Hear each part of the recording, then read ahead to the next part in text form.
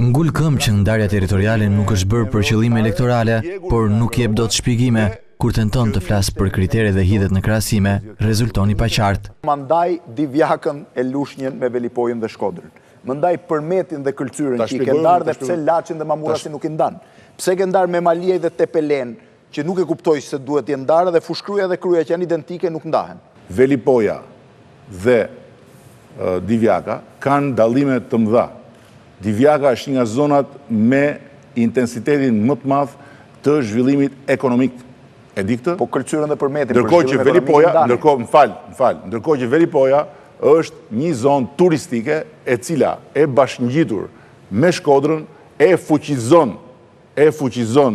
gjithë atë njësi vendore dhe vjen shumë natyrshëm në gjithë kriteret e vendosura. Me Malijaj me Tepelenën çfarë zhvillimit të madh ekonomik kanë që të rinë ndara, ndërkohë që Fushkruin me Kryjen nuk i ndanë? Me Malijaj dhe Tepelena është një tjetër çështje. Kur e shikon veten ngushtë nuk ka hapësirë manovre, justifikohet se nuk është teknicien. Si duhet të marrë me të shpjeguar gjithë kriteret. Merrni një Jeni të gatshëm ta përballim këtë çështje? Po patjetër më diskutohet, merrni bëni një debat dhe përballim këtë çështje dhe mos rrini zgjatemi. Janë më. Kryeministri nuk ishte në gjendje as të thonte se çfarë do të bëjë me punonjësit e hequr nga administrata për të cilët gjykata ka vendosur rikthimin në punë. Në këtë rast bën rolin e redaktorit të emisionit dhe i sugjeron drejtuesit të intervistojë drejtoreshën e administratës.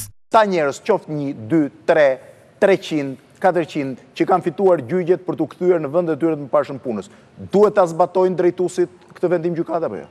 Edhe herë po ju them që bazuar në ligjin e ri ka një sër hallkash dhe kriteresh mbi të cilat trajtohen të gjithë njerëzit, edhe ata që fitojnë gjyqjet dhe ata që s'fitojnë gjyqjet dhe kështu me radhë.